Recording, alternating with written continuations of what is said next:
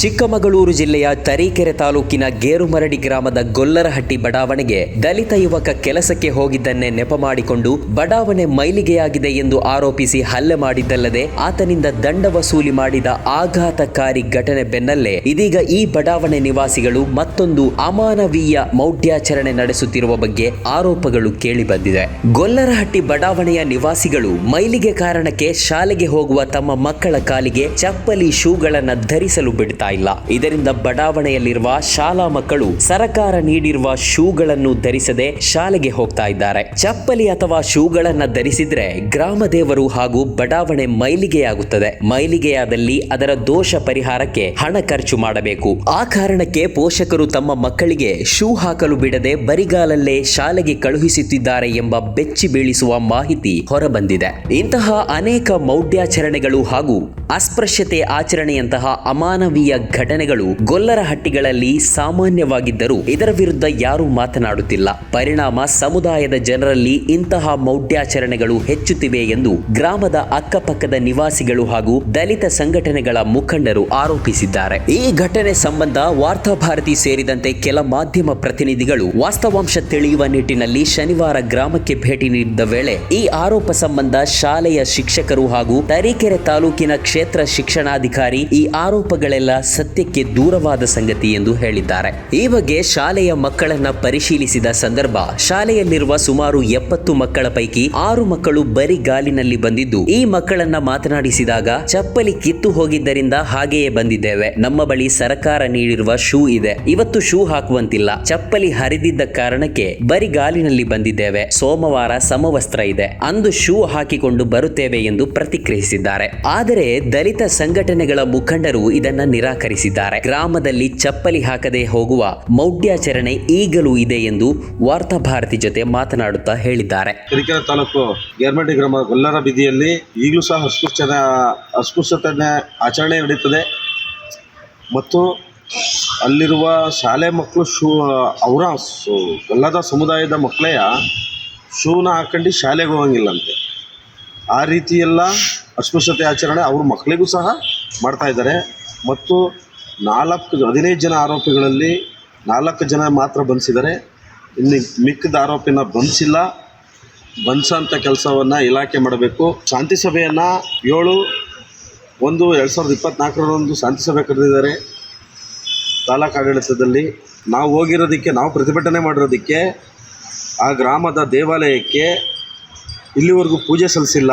ಆ ಪೂಜಾರಿಗಳು ದೇವಸ್ಥಾನಕ್ಕೆ ಭಂಗ ಆಗಿದೆ, ನಾವು ಈ ದೇವಸ್ಥಾನನ ಪೂಜೆ ಮಾಡಲ್ಲ ಅಂಥೇಳಿ ಪೂಜಾರಿಗಳು ಪೂಜೆ ನಡೆಸ್ತಾ ಇಲ್ಲ, ಪೂಜೆ ನಿಲ್ಲಿಸಿದ್ದಾರೆ. ಇದೆಂಥ ದುರ್ದೈವ. ನಮ್ಮಿಂದ ಪೂಜೆ ನಿಲ್ತಂತೆ ಮತ್ತೆ ಅಸ್ಪೃಶ್ಯತೆನೇ ಆಚರಣೆ ಮಾಡ್ತಾ ಇದ್ದಾರೆ. ಈಗಲೂ ಸಹ ನಮ್ಮ ಮಾದಿಗ ಸಮುದಾಯದವ್ರನ್ನ ಕಡೆಗಣಿಸ್ತಾ ಇದ್ದಾರೆ, ಅಸ್ಪೃಶ್ಯತೆ ಆಚರಣೆ ಮಾಡ್ತಾ ಇದ್ದಾರೆ. ನಾವೇನು ಮನುಷ್ಯರಲ್ವಾ? ನಾವೇನು ಮೃಗಗಳ? ಒಂದು ನಾಯಿಗೆ ಬೆಲೆ ಇದೆ, ಒಂದು ಬೆಕ್ಕಿಗೆ ಬೆಲೆ ಇದೆ, ಮನುಷ್ಯ ಜಾತಿಗಿರೋ ನಮಗೆ ಬೆಲೆ ಇಲ್ವಾ? ಅಷ್ಟು ಅಸ್ಪೃಶ್ಯತೆ ಆಚರಣೆ ಮಾಡ್ತಿರೋರನ್ನ ಕೂಡಲೇ ನೀವು ಹಿಂದೂ ಪರ ಸಂಘಟನೆಯವರು, RSSನವರು, ನಾವೆಲ್ಲ ಹಿಂದೂ, ನಾವೆಲ್ಲ ಒಂದು ಅಂತ ಹೇಳಿ ಘಂಟಾಘೋಷವಾಗಿ ಹೇಳ್ತೀರಾ. ಎಲ್ಲಿದೆ ಹಿಂದುತ್ವ? ನೀವು ತೋರಿಸ್ಬೇಕಲ್ವಾ? ನಾವೆಲ್ಲ ಹಿಂದೂ, ನಾವೆಲ್ಲ ಒಂದು ಅಂತಿರಲ್ವಾ? ಇಂಥದಕ್ಕೆ ಯಾಕೆ ನೀವು ಖಂಡಿಸಲ್ಲ? ಯಾಕೆ ಇದ್ರ ಬಗ್ಗೆ ವಾಯ್ಸ್ ಎತ್ತಲ್ಲ? ನಾವೆಲ್ಲ ಹಿಂದೂಗಳಲ್ವಾ? ಇಲ್ಲಿ ಎಲ್ಲ ವ್ಯವಸ್ಥೆನೂ ಚೆನ್ನಾಗಿದೆ ಸರ್.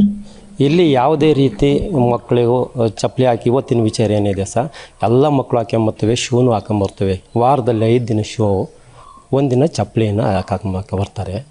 ಅದು ವಿಚಾರ ಈ ಥರ ಆಗಿದೆ ಸರ್. ಏನೋ ನಮಗೆ ಬೆಳಗ್ಗೆ ಬಂದಾಗಲೇ ಗೊತ್ತಾಗಿದ್ದು. ಬಟ್ ಇಲ್ಲಿ ಅಂಥ ಘಟನೆ ಏನೂ ನಡೆದಿಲ್ಲ ಸರ್.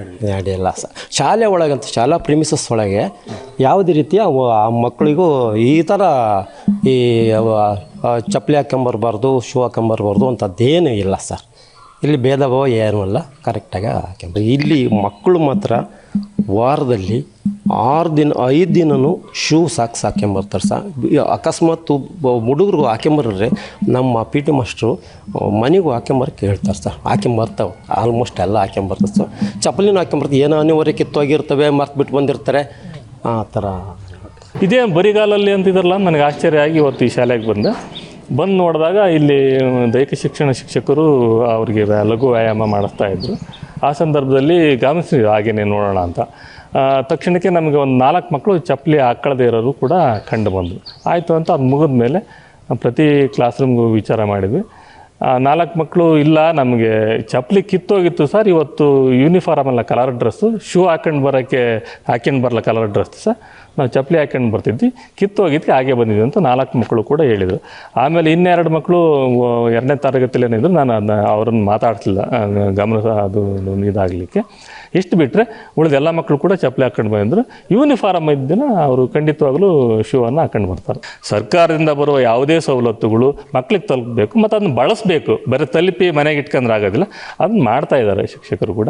ಶಾಲೆ ವಿಚಾರ ಸಂಬಂಧಪಟ್ಟಂತೆ ಇನ್ನು ಯಾವುದೇ ಸಮಸ್ಯೆ ಇಲ್ಲ. ಊಟ ಇರ್ಬೋದು, ಮತ್ತು ನೀವು ಪರಿಸರ ಎಲ್ಲ ನೋಡಿದಿರಿ, ಏನು ತೊಂದರೆ ಇಲ್ಲ. ಇಲ್ಲಿ 5 ಜನ ಶಿಕ್ಷಕರಿದ್ದಾರೆ, 6 ಜನ ಒಬ್ಬರು ನಿಯೋಜನೆ ಕೂಡ ಇದ್ದಾರೆ ಏನೋ ಕಾರಣ ಅಂತಕ್ಕೆ 6 ಜನ ಶಿಕ್ಷಕರಿದ್ದಾರೆ. ಹಾಗೆ ಶಿಕ್ಷಕರ ಸಮಸ್ಯೆ, ವಿದ್ಯಾರ್ಥಿಗಳು ಯಾವುದೂ ಕೂಡ ಈವರೆಗೆ ಈ ಶಾಲೆಯಿಂದ ಸಮಸ್ಯೆ ಇರಲ್ಲ. ಪತ್ರಿಕಾ ಇದನ್ನು ನೋಡಿ ನಾನು ಕೂಡ ಭೇಟಿ ನೀಡಿದ್ದೆ. ಆಮೇಲೆ ಊರಿನ ಯುವಕರು ಕೆಲವರು ಬಂದು, ಇಲ್ಲ ಸರ್ ಆ ಥರ ಏನೂ ಇಲ್ಲ, ನಮಗೊಂಥರ ನಮ್ಮೂರಿನ ಬಗ್ಗೆ ಯಾಕೆ ಹಿಂಗೆ ಬಂತೊಂದು ಬೇಜಾರಾಯ್ತು ಅಂದ್ರೆ, ಇಲ್ಲಪ್ಪ ಅಕಸ್ಮಾತ್ ಏನಾರು ಹಂಗಿದ್ರೆ ಇಲ್ಲ, ನಾವು ಗಮನಿಸಿದಾಗೆ ನೀವು ಅದನ್ನು ಓದಿದ್ರಿ, ಗ್ರ್ಯಾಜುಯೇಟ್ ಆಗಿದ್ರಿ, BA ಓದಿದ್ರಿ, ಅವರು ಒಂದಿಬ್ಬರು ಗ್ರ್ಯಾಜುಯೇಟ್ ಅಂತ ಕೂಡ ಹೇಳಿದರು. ಇಂಥವನ್ನೆಲ್ಲ ಇಲ್ಲ ಖಂಡಿತ ಎಲ್ಲ ಬಿಡಿ ಸರ್ ಅಂತ ಅವರು ಹೇಳಿದರು. ಹಂಗೇನಾದ್ರು ಅವ್ರು 4 ಜನ ಹಾಕೊಂಬರಲ್ಲ ಅನ್ನಂಗಿದ್ರೆ ನಾನು ಮತ್ತೊಂದು ಫಾಲೋ ಅಪ್ ಮಾಡ್ತೀನಿ, ಸರಿಪಡಿಸ್ತೀವಿ ಬಿಡಿ ಸರ್ ಮನವೊಲಿಸ್ಬಿಟ್ಟು. ಗೇರ್ಮರಡಿಯಲ್ಲಿ ಏನು ನಡೀತಾ ಇದೆ ಅಂತ ಹೇಳಿದ್ರೆ, ಅಲ್ಲಿನ ಶಾಲಾ ಮಕ್ಕಳು ಸಹ ಚಪ್ಪಲಿ ಹಾಕೊಂಡು ಶಾಲೆಗೆ ಹೋಗುವಂತಿಲ್ಲ. ಇದನ್ನ ಪೋಷಕರು ಬಹಳ ಕಟ್ಟುನಿಟ್ಟಾಗಿ ಪಾಲಿಸ್ತಾ ಇದ್ದಾರೆ. ಜೊತೆಗೆ ಯಾರು ಚಪ್ಪಲಿ ಹಾಕೊಂಡು ಶಾಲೆಗೆ ಹೋಗ್ತಾರೋ ಅಂಥವ್ರ ಮೇಲೆ ದಂಡ ವಿಧಿಸೋ ಒಂದು ವಾಡಿಕೆ ಸಮೇತ ಆ ಗ್ರಾಮದಲ್ಲಿ ನಡ್ಕೊಂಡು ಬಂದಿದೆ. ಇದನ್ನ ಶಾಲಾ ಶಿಕ್ಷಕರು ಸಮೇತ ನಮ್ಮಿಂದ ಮುಚ್ಚಿಟ್ಟಿದ್ದಾರೆ. ಇದನ್ನ ನಾನು ಏನಕ್ಕೆ ಕಡಾಖಂಡಿತವಾಗಿ ಹೇಳ್ತಾ ಇದ್ದೀನಿ ಅಂತ ಹೇಳಿದ್ರೆ, ನನಗೆ ಗೊತ್ತಿರ್ತಕ್ಕಂಥ ಅಕ್ಕಪಕ್ಕದ ಗ್ರಾಮಗಳ ಕೆಲವ್ರನ್ನ ಕೇಳಿದಾಗ, ಇಲ್ಲ ಗೇರ್ಮರಡಿ ಗ್ರಾಮದಲ್ಲಿ ಶಾಲಾ ಮಕ್ಕಳು ಮತ್ತು ಕೆಲವು ಪೋಷಕರು ಸಹ ಚಪ್ಪಲಿ ಹಾಕೊಂಡು ಓಡಾಡೋದಿಲ್ಲ, ಚಪ್ಪಲಿ ಹಾಕೊಂಡು ಓಡಾಡಿದ್ರೆ ಮೈಲಿಗೆ ಆಗುತ್ತೆ ಅನ್ನೋ ಕಾರಣಕ್ಕೆ ಈಗಲೂ ಸಹ ಚಪ್ಪಲಿ ಹಾಕೊಂಡವ್ರು ಯಾರು ಓಡಾಡೋದಿಲ್ಲ ಅನ್ನೋ ವಿಷಯ ನನ್ನ ಗಮನಕ್ಕೆ ತಂದಿದ್ದಾರೆ. ಇವತ್ತು BO ಬಂದಿದ್ರು, BO ಸಹ ಬಂದ್ಬಿಟ್ಟು ಶಾಲೆಯಲ್ಲಿ ಕೆಲವು ಯುವಕರನ್ನ ಕರೆಸ್ಬಿಟ್ಟು ಅವ್ರ ಜೊತೆ ಚರ್ಚೆ ಮಾಡಿದಾಗ ಅಲ್ಲಿ ಸಮೇತ ಅವರು ದ್ವಂದ್ವ ಹೇಳಿಕೆ ಕೊಟ್ಟಿದ್ದಾರೆ.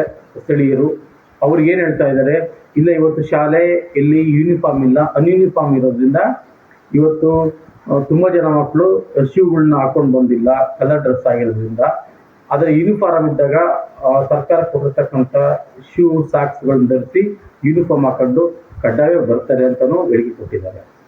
ಸರಿ, ಇದನ್ನ ಆಧರಿಸಿ BO ಸರ್ ಅವರು ನಮ್ಮ ಮುಂದೆನೆ TV ಮಾಧ್ಯಮದ ಮುಂದೆ ಹೇಳಿಕೆ ಕೊಟ್ಟರು, ಇಲ್ಲ ಇವತ್ತು ಯೂನಿಫಾರ್ಮ್ ಇಲ್ಲ, ಹಾಗಾಗಿ ಮಕ್ಕಳು ಕಲರ್ ಡ್ರೆಸ್ ಇರೋದ್ರಿಂದ ಚಪ್ಪಲಿ ಹಾಕೊಂಡು ಬಂದಿಲ್ಲ, ಕೆಲವು ಮಕ್ಕಳು ಚಪ್ಪಲಿ ಕಿತ್ತೋಗಿದ್ದಾವೆ ಆಗ ಹಾಕೊಂಡ್ ಬಂದಿಲ್ಲ ಅಂತ ಹೇಳಿದ್ದಾರೆ ಅಂತ ನಮ್ಮ ಮುಂದೆನೇ ಹೇಳಿಕೆ ಕೊಟ್ಟಿದ್ದಾರೆ. ಆದರೆ ಯಾವುದೋ ಒಂದು ಮಗು ಅಥವಾ 2 ಮಗುವಿನ ಚಪ್ಪಲಿ ಕಿತ್ತೋಗುತ್ತೆ, 5-6 ಜನ ಮಕ್ಕಳಿಗೆ ಎಷ್ಟೇ ಟೈಮ್ ಚಪ್ಪಲಿ ಹೇಗೆ ಕಿತ್ತೋಗುತ್ತೆ?